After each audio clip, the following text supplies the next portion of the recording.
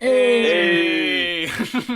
Alright, okay, so we're just going to start off by saying this is the second time in Badger and Pals podcast history that a recording has absolutely fucked us. Shut the bed. So this is the second time we're doing the game of the year. So we're just going to roll with it. So I'm Jamie, and we have Alex, and we have Ross. Let's just get right into it. Yeah. Wait, what? Oh, wait. So yeah, game of the year. I'll go over our nominees again. Okay. So we've got Rise of the Tomb Raider, Destiny, Halo 5, Yep. Avatar: The Legend of Korra, Never Alone, and Fallout 4. Now, we've scrapped the previous Avatar game off it because we didn't think it was fair to have... What are you fucking laughing at?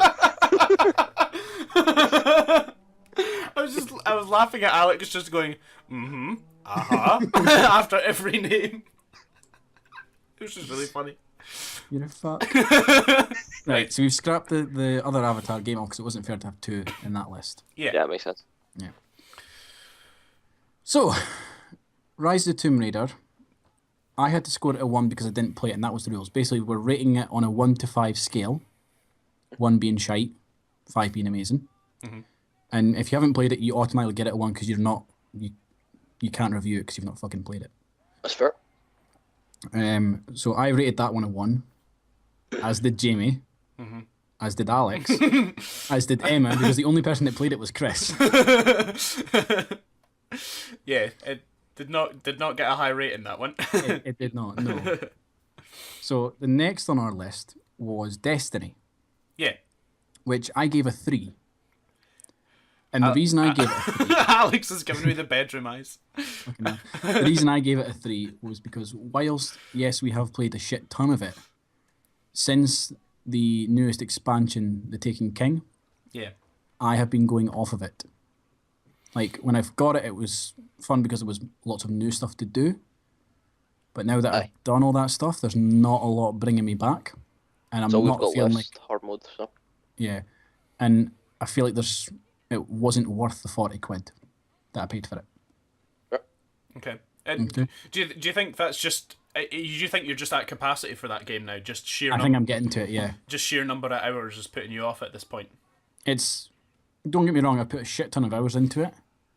It's just at the stage it's at now, I just want to be done with it, and like I feel like I put too much time into it. Yeah, you've not played the other games because we had that sitting there. Mm-hmm. Yeah, that was a whole thing. We had a lot of Destiny, but I gave it a 5 in the end, didn't I? Did I? You did. You gave it a 5, yeah. Yeah. Right. Okay.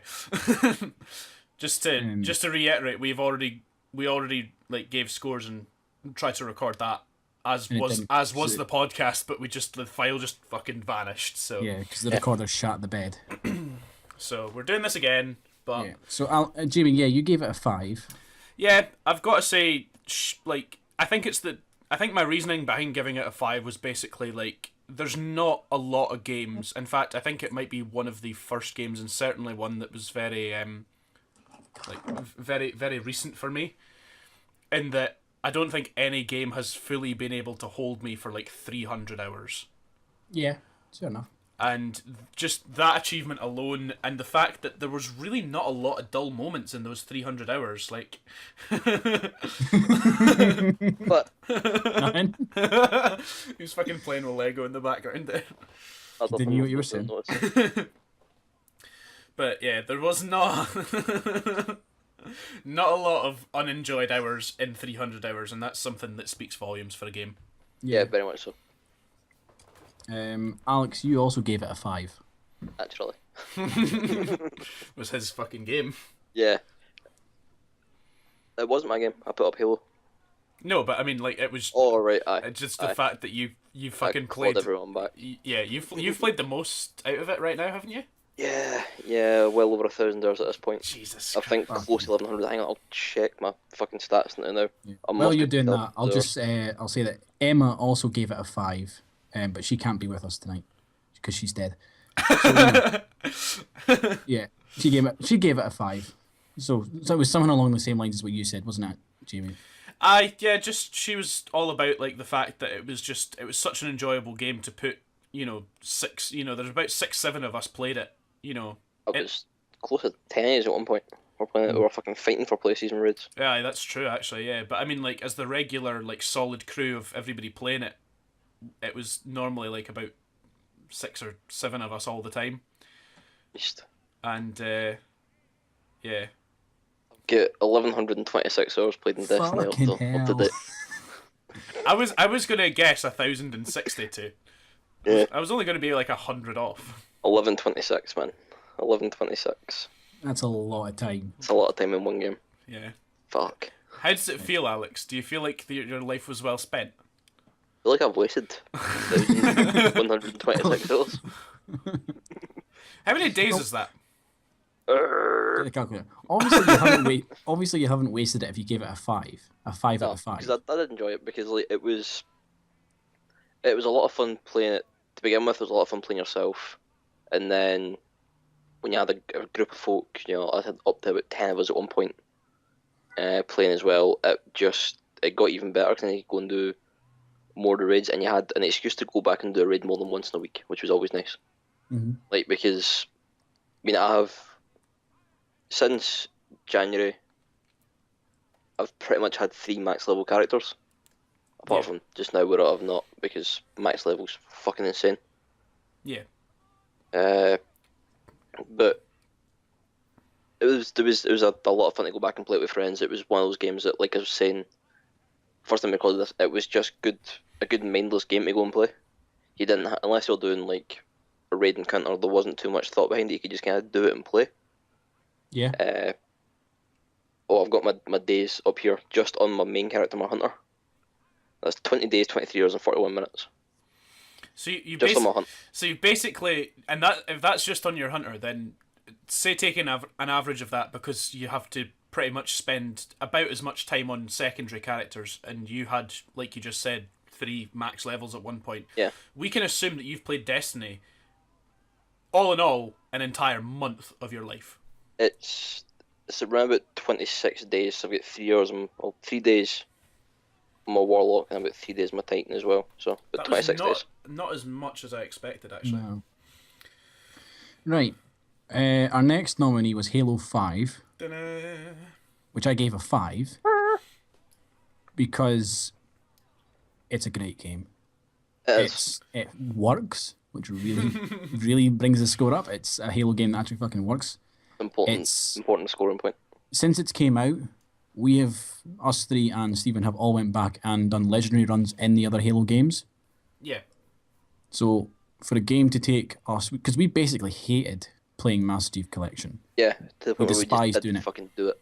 Exactly. Yeah. For a game to come in and then get us enjoying it that much that we want to go and play the broken piece ass little brother, like that speaks a lot to me. Yeah. Also, again, I won't spoil it, but the story is very, very good. I'm really interested to see where they go next. Like the legendary ending is, well, you've seen it, Alex. It's something. Yeah, I get a rough idea where they're going. And I'm looking forward to seeing it expanding. It's very intriguing. Very, very intriguing. The multiplayer aspect of it, the matchmaking, is fucking solid. Warzone is fun as dicks. Warzone is great. Absolutely great. And just like the soundtrack in that is all really good. So yeah, it got a 5 from me. Jamie, you gave it a 4. Yep, I gave it a 4 for a lot of the same reasons. I think thinking of it like now, I think it has become a really definitive Halo for me. Even though initially I was just like, it felt really weird. It felt quite wrong. A lot of the new things that they added, like Smart Link. Smart Link and like the boosters, and I really like Smart Link and the boosters. Yeah, I quite like that as well. I've come to like them now, and having gone back to Master Chief Collection, those games now feel very slow, whereas Halo 5 feels slick, fast, and explosive, like you would remember a Halo game, but not like it actually is. Because like when you first played through Combat Evolved, you're like, oh my god, this is great. I am this super soldier. I can do fucking anything. Yeah. And then to go back and play Combat Evolved after playing 5 is just kind of like, I'm the fucking Tin Man. Yeah. I'm a rolling tatty is what I am. Yeah. Yeah, it was something, and a lot of the same reasons as you, Ross. It is just a really well put together game. It's restored my faith in a franchise that I almost thought was dead to me because I didn't really enjoy 4 that much initially, and when Master Chief Collection came out, I just failed to see how they could fuck up putting 4 games that already existed in one disc. Yeah. I just can't understand. How do you balls up a port so badly? Yeah. That's all it was a fucking port. Yeah, pretty much. And to balls that up as badly as it was, it really destroyed my faith in 343 it is now, actually, isn't it? Yes, 343 now. Yeah. But it's like the port of just Combat Evolved was pretty solid as well. Like that worked. Mm-hmm. And the multiplayer ran off Reach at the time. Yeah, ran off Reach's engine. Ran off. Yeah. Which again it worked fine because it was working off solid servers. Yeah. I think what it was is they tried to put too much into one disc. Possibly. I don't know if they tried to put too much because it's only a 60 gig game at the box, which is about the same as your average game now. So, but I know you don't mean like sort of data wise, but like they could have streamlined it a lot more. Yeah, it's where most of the MCC's issues come from is when you switch from one Halo game to another. Specifically when you go to Halo 2. Halo 2 seems to be the contributing factor. As we talked about in a podcast a while ago, like we had to do a workaround to get me and Jamie in the same match to do a co-op run. Yeah. So Emma scored it as a 4 as well, as did you, Alex. Yep. You scored it as a 4. There's not really much more that I can add no. to what you said. Jamie kind of said it. Yeah. Pretty concise. I was just gonna say very, very quickly. You saying about the file size there just kicked me off onto a tangent, and I had to look up the Fallout 4 file size. Aye. Because I was very impressed by how small it was. Fallout 4's actual like game file size on the Xbox One is just a little bit shy of 29 gig. It's not bad. That's not a lot of data. That's not a lot of data, and it's a fucking massive game. Right. So, well, seeing as we're speaking about Fallout 4, I gave it a 4. I feel like you just took the number that's at the end of the game and gave it that. I thought about it. I put work into this. So, like I said in the Failure podcast, Fallout 4 is the very first Fallout I've ever played. Yeah. And so far I'm about 8 hours in, so barely scratched the surface. Yep. For a Fallout game, yeah. Yeah, I'm really enjoying it. The leveling system is a little confusing to me, but I stand by that. That could just be me being a dumb fuck, not the game's fault. But I don't think that because this is the first one I played, I don't have that massive love for Fallout. Mm-hmm. So I can't and I've never played the other one, so I can't truly understand what it is. I can't appreciate it to its full value. But you see, you've got that benefit of coming in post a lot of changes, not having that recollection of how it used to be. Exactly. That's what I'm saying. Like I don't know what the previous ones were like. So I have nothing to base it off, really. He's had nothing to compare it to, and he's giving it a great score. But it kind of speaks volumes for the game. Yeah. You know? I've the closest... The But closest sort of comparison I could find was Skyrim. Yeah, fair enough. Just used to fucking trying to talk at the same time. It was really funny. Right, I'm sorry, Alex. On you go. No, you carry on. You're always determined. Right, I'm just saying. Closest comparison I could find to it was Skyrim.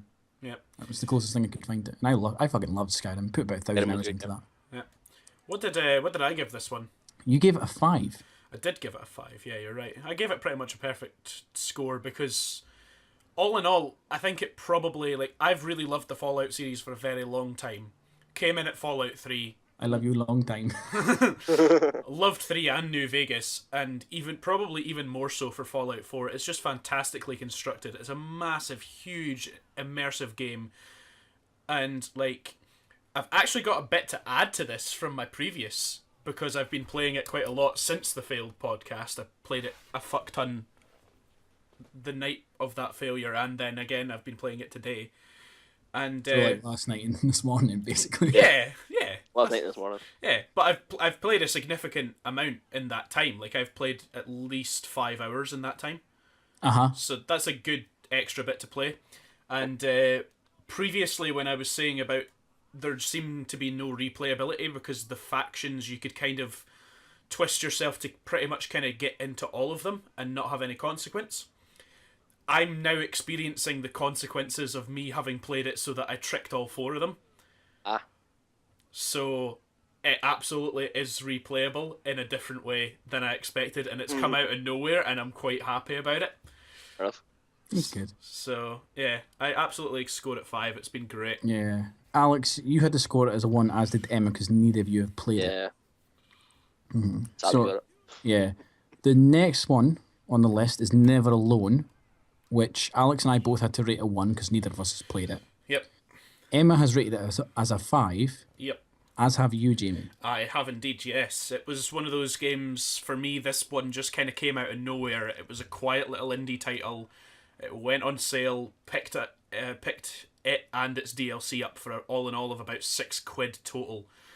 And for spending £6 on a game, I can't imagine, having that much fun with another game that I spent £6 on. It was just a lot of fun, really interesting, quite emotional at times, and it kind of grew me an attachment to it.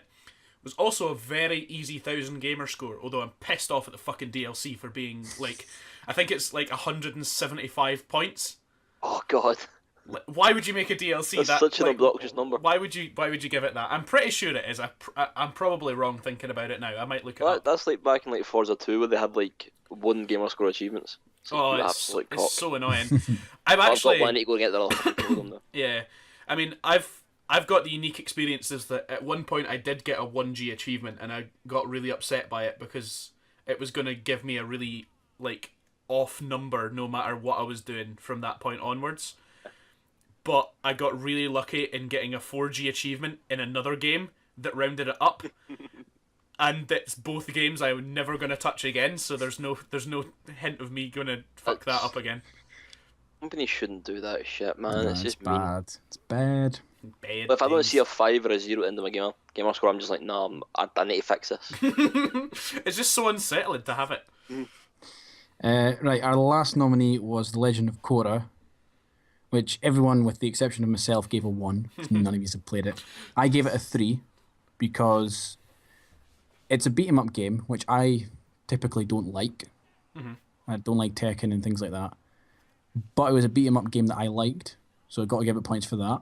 Yeah. Its story was very good. The animation in it, I quite like the animation in it. I like that they've got the voice actors from the show to actually do the voice actors in the game, which was a really nice touch. Did you think they wouldn't do that? Well, they never really did it. You know the Avatar game we played for a Let's Play? Yeah. And they didn't do it for that. See, I wouldn't know. I still haven't watched it. I couldn't tell you the difference. You really not watched that yet? Nope. Fucking, right. What annoys me is this is going to go back to achievements. This game has a bullshit achievement. Right? Yeah, it does. It's a collectible achievement. Which I remember listening to you trying to get this one. It's funny. I quite like collectible achievements when you can use a guide. This one is fucking luck based. Basically, to get collectibles, you need to smash a chest open. They're littered all about levels. And depending on how fast you do it, how much damage you inflict on it, and then just, again, random luck as to whether or not the item will drop determines what you get. I'm missing one fucking collectible. I ran about for 2 goddamn hours smashing chests, and I did not get it. It's infuriating. I just need to say that, I can't remember what I was sitting playing, but I think I spent more time laughing at Ross than playing the game because he sat for 2 hours just getting angrier and angrier and angrier. I was playing Halo at the time, that's what I was playing. No, what it was that was me doing the extreme difficulty. Oh, you sucked on the collectibles that night as well? Yeah. You lot listening to me, all I could hear was laughter whenever I was getting my ass handed to me by the final boss because he's fucking hard. Yeah. But yeah, typically Avatar games and games like that don't do well, and I don't like them. But I really enjoyed this one, and I put a lot of hours into it, so I gave it a 3. Because whilst it was not a perfect game, I still enjoyed it. Fair. I felt I wanted Really? that. Fair. Mm-hmm. Right, how are we looking, Jamie, for time? We've been going 20 minutes. Right, okay. Shall we do the big reveal? For what wins? Yeah. Oh. I'll go through the list and Well, I mean, anybody that's been tallying the scores as they've been yeah, going. but I'm thinking for folk that don't do math, because math is hard. You did the math on this, right? Yeah, but to be fair, you two were talking move about on. math. Score the fucking games. Right. In 6th place, Ta-da. we have Rise of the Tomb Raider. That's really no fucking surprise. None of us had played it apart from Chris, so He wasn't there to impart his vote, so yeah. No, so He was dead, also. I was he asleep. was, yeah. Basically Couldn't dead. sleep till 3. In 5th place, we have Avatar: The Legend of Korra. Yep. Yep. That makes sense because there's only one person scoring it. Yep. Yep. In 4th place, we have Fallout 4. This one always, for me, this came surprisingly low for me. I felt like I it. think if Chris had been here to vote as well, would have done better. Yeah. Yeah, if Chris had been here to vote, it would probably done a lot better. Had I ball to play, it'd do a lot better as well. Yeah. Yeah. Where am I up to? Oh yeah, in 3rd place, we have Never Alone. Yep. In 2nd place, we have Halo 5. Which means in 1st place, we have Destiny. Which will be a huge fucking surprise to everyone. Yeah. Shock fucking horror. The thing is, though, that, like, even though I think what people don't always realise about doing something like a YouTube channel where we do this kind of thing is that we actually play really different games on our YouTube channel to what we play in our spare Normally. time. Yeah. There's not often a lot of crossovers. And it's quite funny that, like, Minecraft is now becoming something we're doing Let's Plays in because it's something we stopped enjoying in our free time. Yeah.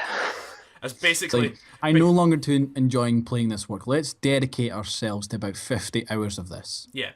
Well, it's like we have a video coming out later in the year that it took us about an hour to set up. It was 49 minutes exactly. 49 minutes from my recording.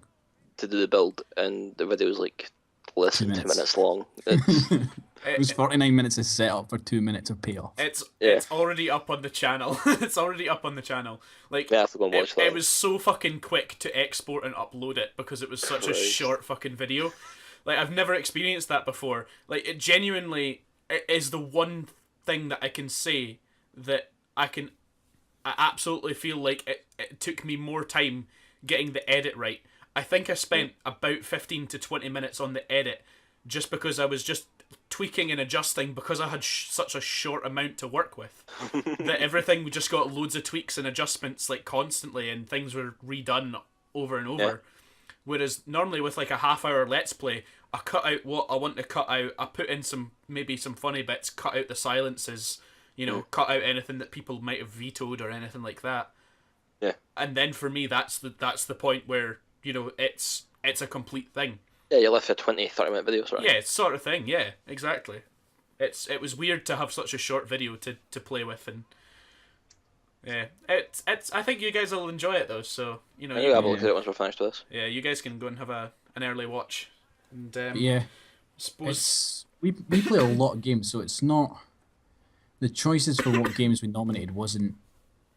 It wasn't like, Well, I'm playing aye. this right now. I'll put this in the thing. It was something we all took a bit of time to think about. I think. Yeah. and realistically, like I don't know if we've said it in this recording.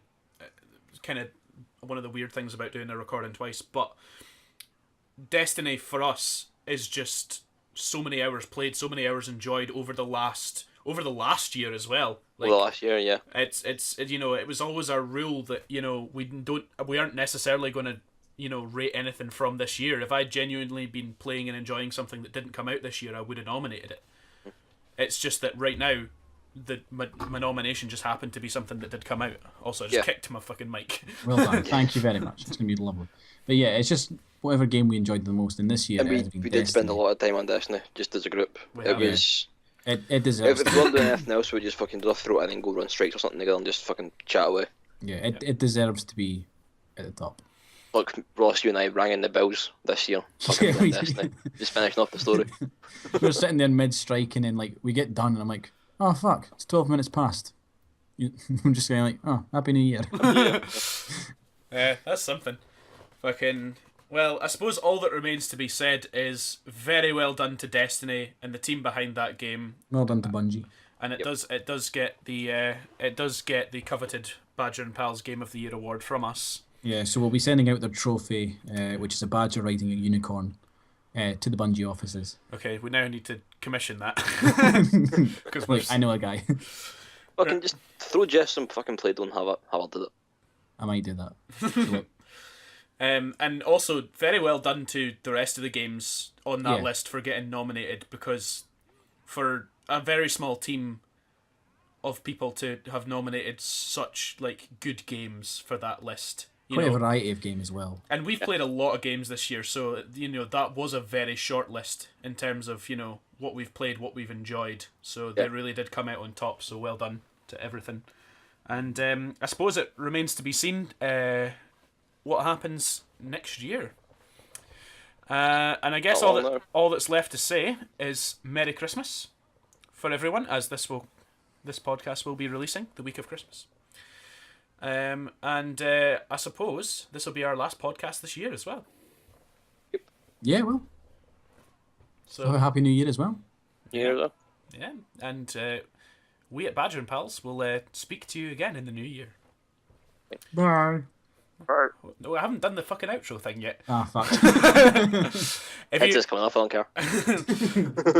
If you enjoyed this podcast and you want to see or hear more from us, you can go to www.badgerandpals.com, where you can find links to Twitch, Facebook, Twitter, and our store page. So go and check it out. Thanks for listening. Bye. Bye.